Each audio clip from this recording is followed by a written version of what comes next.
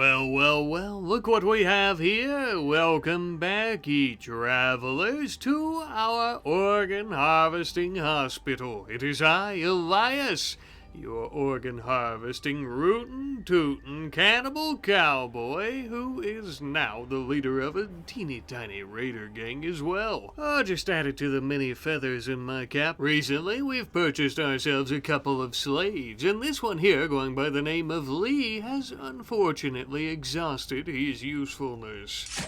We have removed his heart after also removing his lung and kidney at the end of last episode. Such a shame for him, but think of all the caps we'll be making. And there's our other slave, young Larry, a dashing little lass who was actually willing to join us as a raider here along with everyone else, and so thus of course she is no longer a slave. And she gets to keep all her organs. What a lucky child. Speaking of which, young Larry really makes me think. These children, if we get them when they're young, we can basically make them the ultimate raiders by the time that they're into their young adult life. And, of course, they are much cheaper since they're smaller and often can't do hard labor like construction and mining and things like that. What if we were to purchase a child army to fight in our raider gang? That might just work. In recent episodes, we've been waiting on these slavers to come to us, but this time around we need so many children to fight for us, I think we might need to take this little business trip to them. The nearest settlement they have to us is just north of the hospital, but there's one little problem. There just so happens to be a gigantic, poisonous, radioactive forest in between us and them. It's known as the Forest of the End, since this is where a lot of the fallout from Inn's Landing's nuke actually settled after it detonated and, ended the world as they knew it back in those days. Anyhow, though, it's going to be rough to traverse through here since we can't breathe that shit in or we'll die. Don't fret though, friends, for old Elias has got you covered. I'm gonna whip up a couple of gas masks for some of our brave organ mules. With these bad boys on, though our faces and heads are not nearly as well protected, we will be able to walk through that poison forest without a care in the world. Now thankfully, Monovine's helmet will already filter out the poison, and obviously Ginther isn't affected by a little thing like cancerous radioactive fog that seeps into your lungs and rots them from the inside out, because he's a super mutant. Go figure. But before they depart on this little trading mission, we do have another item that we'd like to provide them with, in particular, Diana. All of the other adults in this mission are much better equipped than she, and that hardly seems fair, so this is an auto axe, based on a similar design to the Ripper, except for trees and not flesh, necessarily. Just in case they run into any brush or brambles that they can't easily walk around and they have to cut down. And maybe in the event that they have some flesh that needs cut down too, it might come in handy, who knows. Alright kid, I guess everybody's set. Make sure you keep your head down out there. Any sign of trouble? You duck for cover. Only open fire when you won't get your noodle turned into a canoe. Got it? Oh, and one more thing. Ditch the slave name, kid. Larry's a bit silly for a young girl. How about Morticia? Yeah, I like that better. Alright, that's enough chatting. Go out there and find us some child mercenaries, will ya? Morticia, Monovine, Ginther, and Diana would all set out on their adventure to the slavers' settlement to, as previously mentioned, purchase us a killer army of children. Now, this journey is going to take quite some time, though, so we'll check back in on them in a moment. In the meantime, back home, we had a rat crawling around our walls, nibbling on some of the lungs in storage. Initially, I was going to stomp its guts out, and we were going to have it for dinner, but I don't know. Maybe the kid'll like it when she gets back home. It can't always be murdering and organ harvesting all the time. Sometimes you gotta let them have pets. Speaking of our child army, though, we do need to start working on some proper bedrooms for them all. I'm not sure how many we'll be able to purchase from the slavers, but here's hoping for a lot. The only problem is we need somewhere to house them all, and they are all going to want their own individual bedrooms. You know how children can be. And when we're not constantly constructing, we're also going to be sending some caps over to one of our nearby raider settlements. That way we can upgrade it, and thus after upgrading it, we'll have the room, the capacity to go about hiring more mercenary raiders to fight for us, and that way we can raid other settlements. Hopefully getting ourselves some more scavenged gear and weapons, as well as patience to harvest the organs of. And we were also tackling a much larger project with the hospital as a whole, where we were patching up all of the large holes that were already in it. Since we're going to be taking over the entire facility, we don't need any of our enemies sneaking through the cracks. That being said, though, it was around about this same time that our caravan of traders were entering the Forest of the End. A poisonous, thick, foggy dust would settle on our clothing as we wandered through the vegetation on a narrow path. Eventually, we would come upon a small crevice between some mountains. The perfect place for us to set up camp for the night, I'd say. Traveling through the forest was dangerous enough, but doing so at night? Basically a death sentence. Word has it that the children of the fog will wander through these areas during the nighttime, looking for anyone who shouldn't be in their holy forest. It's just a story to scare people off, kid. Don't worry about it. Besides, if they can bleed, we can kill them. Morticia and Diana would lie down for the night to get some much-needed rest, as Ginther and Monovine would set up a perimeter, and they would keep watch throughout the night. With keen, hawk-like eyes under some green, leathery eyelids, as well as through a large visor covered by some sheet metal. But little did they know, danger lurked just around the corner. It would seem that even through this thick, poisonous fog and dust, that the children of the fog were able to spot the smoke from our campfire from miles away. Damn them and their radioactive super senses. Not only do their members outnumber us, but they also brought a couple of rad scorpions with them. Well, if things go south, we'll go down swinging. And we'll be sure to take as many of these zealot freaks to hell with us when we go. Monovine managed to ambush and kill one of them with her large minigun by hiding around the corner. But we were quickly put on the back foot, forced to retreat by their sheer numbers coming at us. Thankfully, it seemed like a majority of their members had went straight for our camp, trying to see if we had left anyone behind.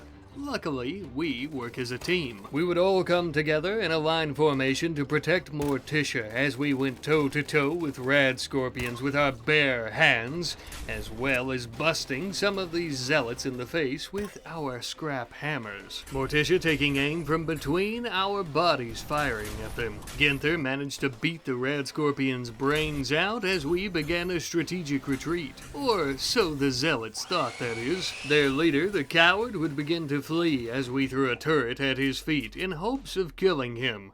Unfortunately, though, it would seem that our efforts were in vain, and the coward got away. On the bright side, though, working as a team saved our very lives. We were outnumbered, and they had great big radioactive beasts like these scorpions, and yet there was barely a scratch on us.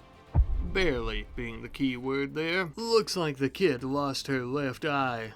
But other than that being completely shot out and gone, everybody was okay, including some of the children of the fog. Oh, you weird-ass religious freaks are coming with us. We're not going to harvest your organs, unfortunately. We're a little too far from the base for that.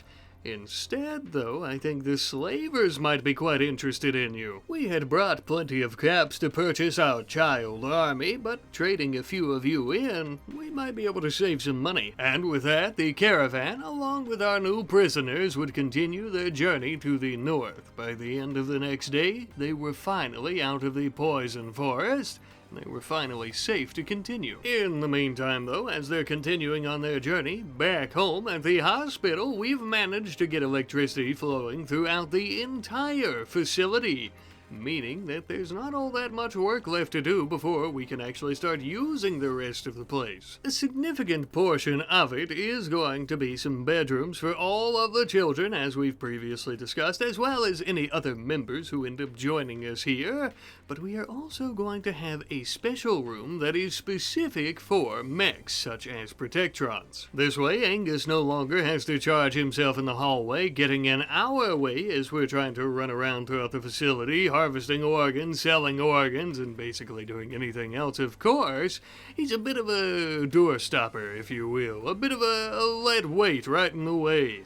And this way as well, I've also built a few extra chargers. That way, if we end up getting more Protectrons or any other type of mechs, we'll be able to ensure that they are properly charged at all times. By this point, we've also gotten a lot of medicine. Not only have we grown some ourselves, but our little herbal medicine farm we set up out in the wasteland has also gotten us some, as well as scavenged quite a bit of Vault-Tec medicine.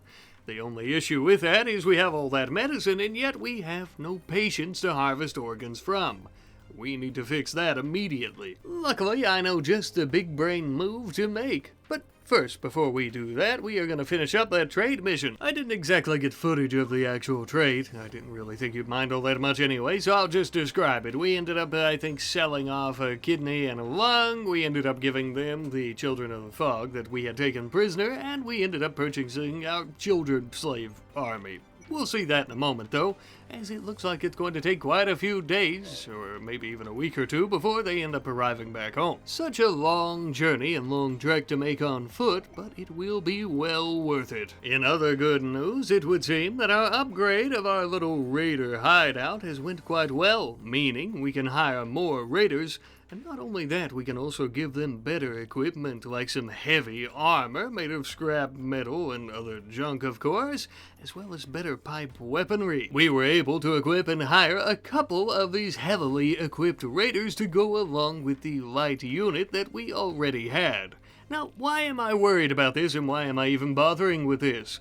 Well, as previously discussed, we are going to be raiding other settlements like the Children of the Fog, and in this particular case, we are going to be enslaving them. And, thanks to our new units, this was quite successful. We would end up getting 4 prisoners from the Children of the Fog, and they would be brought to us quite promptly. Now, obviously, hiring these new mercenaries and equipping them with weapons and armor isn't cheap, but we'll be making our money back 10 times over with the people that they brought us here by, you guessed it, harvesting their organs and then taking them off to be sold. Now, I'm not very good at math, but I believe a kidney is worth 900 caps, the lung is worth 1,000 caps, and then eventually the heart is worth 1,200 caps. Which obviously we're taking one of each from all 4 of these people, which ends up equaling out to about 12,400 caps in total. A lot of moolah. We do face 2 issues. Obviously not everyone's going to buy them for that price, which is fine, we'll still make a lot of money, but the second issue is our trade caravan isn't back yet, so we can't really send these out with anybody until that happens. As we're patiently awaiting their return, though, we can continue our extensive work of getting this hospital back into tip-top shape. Out back right now, we're going to be putting up some security fencing, which is actually much better than the traditional chain link fencing. And the reason for that, of course, is because the security fencing is much more durable and is also a solid object without any holes in it, so enemies can't shoot through.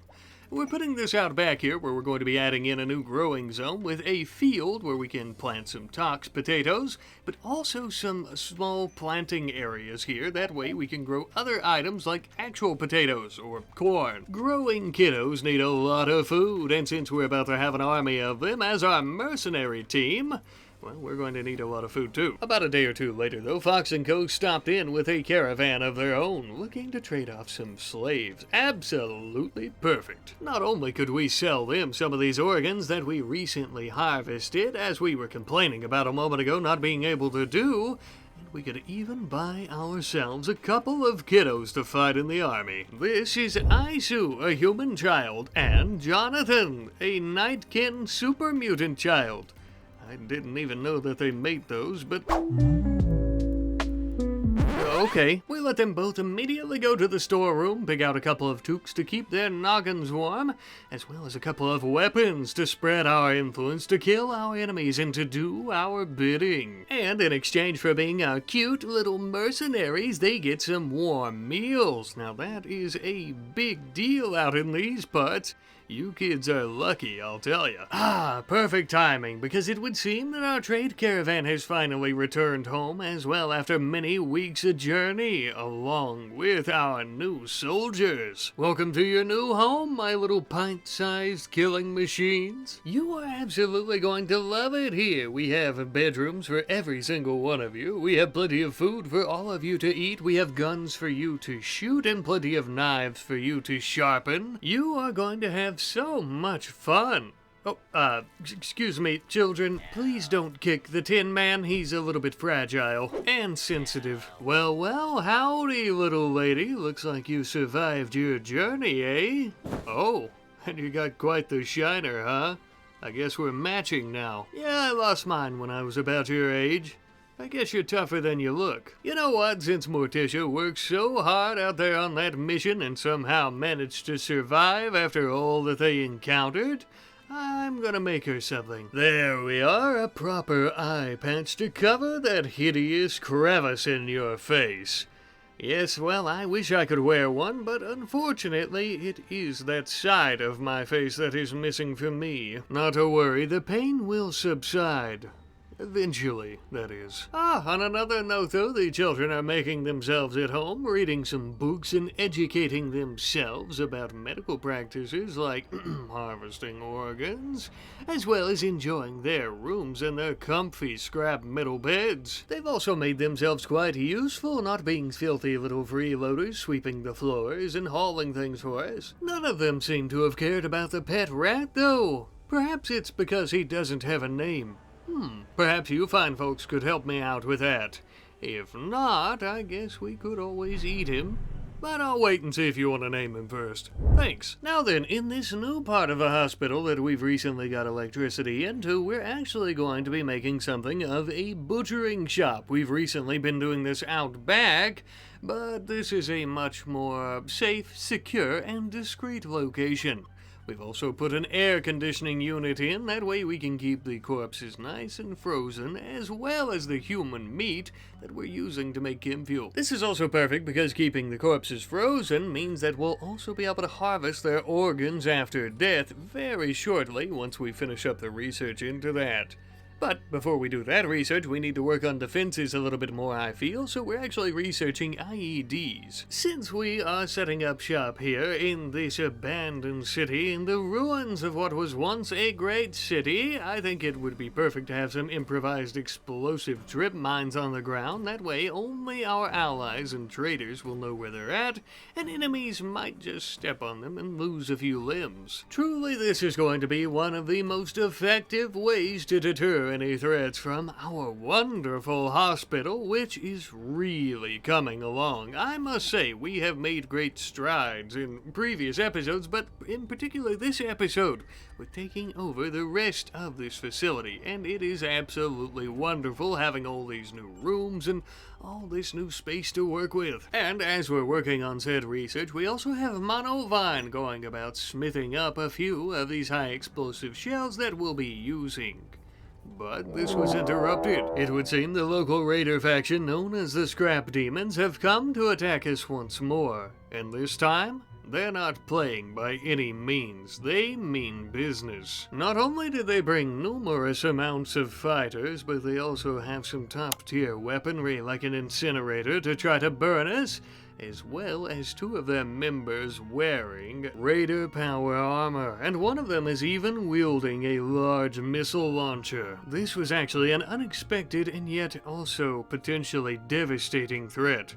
Perhaps we should call in some reinforcements. Damn. Our fighters are still recovering from attacking the Children of the Fog and getting us those slaves from earlier that we harvested the organs from.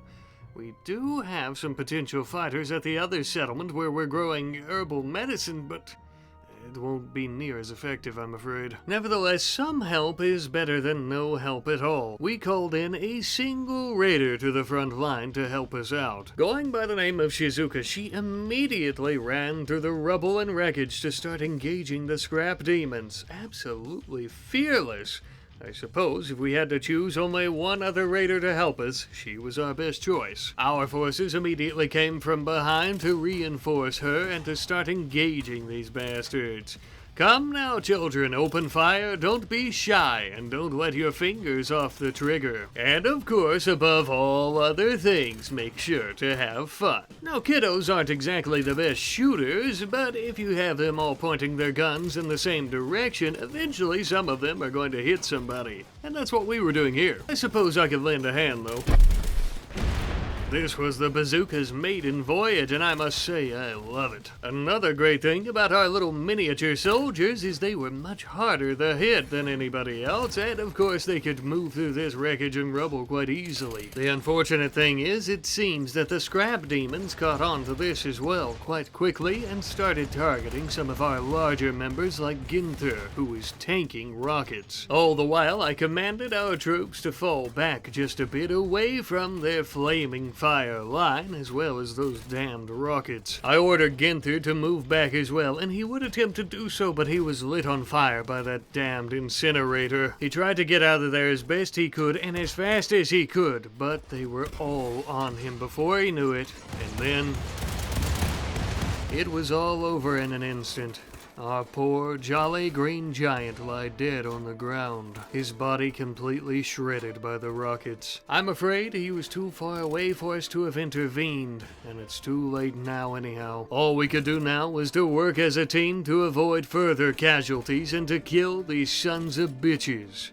And to push them back. After we finished off their power armor users, we managed to chase the rest out of the city. In their wake, they leave behind giant piles of scrap metal from all the destruction, their weapons, some food, stim packs, and piles upon piles of corpses. Luckily, Shizuka would not be one of them, as we were tending to her wounds after she fought bravely coming to our aid.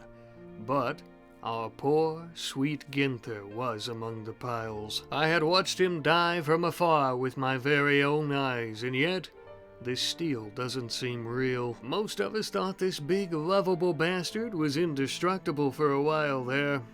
I suppose not. We dug him a shallow grave out back so that he may rest easy. This is one of the only times you'll see us not turn a corpse into chem fuel. But alas, we were forced to give a speech to all our folks, but especially for the children, to show that Ginther was a true hero and a martyr for the cause. If we could all be so lucky as he. The kiddos seemed to find this quite heartwarming. Let's hope they also found it to be inspirational. Perhaps we'll be able to raise some little brainwashed mercenaries yet, as we still have a business to run. Ginther knew that. You know that. I know that. We would finally finish up our research into IEDs. Really a shame we didn't get that finished sooner, like before that raid that took our friend from us, but hindsight is 20/20, as they say. As for our next research project, we are going to be working on basic autopsy, which will allow us to perform a few medical operations on the dead, unlocking the autopsy table, but also it's a prerequisite for advanced autopsy, which will allow us to extract organs from the dead, which is exactly what we want. Now that we've got that research completed and we're looking further into the advanced autopsy, we are going to stop butchering these human corpses, especially of the raiders that just attacked us, and that way we can keep them frozen, keeping their organs fresh for harvesting later. Now, as we're working on this research, we're also going to be building our first IEDs. For now, we're going to be building them around the corners of each side of the hospital. You've probably noticed that in all these episodes, I haven't stayed at the hospital really all that often to fight off threats like raiders who are coming to kill us.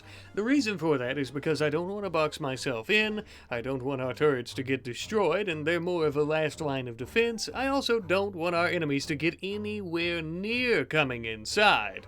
And so I think these IEDs are going to help us out a lot with that. We would finish basic autopsy right after we finished up with the IEDs. Now, to go about doing advanced autopsy, we do need a high-tech research bench, but that's not exactly a problem. We just use some components in steel, and voila, we are now ready to work on the advanced form. We would begin that research, and we would also end up creating ourselves a autopsy room, I guess you'd call it, or a morgue, or I'm not exactly sure, but we ended up building about 6 tables.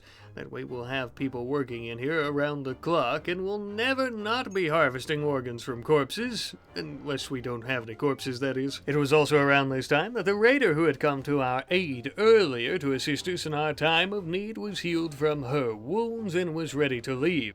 She also said that we can call her Krista. A much easier name, I suppose. I don't know if that's a nickname or a middle name, but whatever. She's not dead. She is our friend, I guess. See you later. Now that she was out of the way, we could clear up the room that she was resting in to begin using as a recreation room, which we desperately needed for 3 reasons. 1, because punching bags will help our raiders stay in shape physically. 2, because chess and darts can help them stay mentally fit. And 3, because these children are full of energy and we need some type of play place for them all. That way we can keep them all occupied so they don't start kicking Angus again, for God's sake. Since we have so many bedrooms in this side of the hospital now as well, we're also going to be building a proper bathroom. We have some toilets, we have some sinks, and we have some showers. That's about all. Not much going on there, I'd say. It will make everyone a bit more effective and efficient, though. That way they don't have to travel across the entire building just to go potty. We would also end up finishing our advanced autopsy research after this. Absolutely perfect. And we would waste 0 time starting to harvest the organs from all these cadavers that we have in storage. Ah, to think, my God, all of the organs that we were missing out on. This is the way of the future, my friends, the way of fortune. Thanks to all the corpses that we had and all of the squishy organs they had, we very quickly filled up all of our storage. So much in fact that I think we're gonna have to build more, no joke. Take a good look, kid, take a little gander. We are about to be rich. And the best part is, nobody can stop us.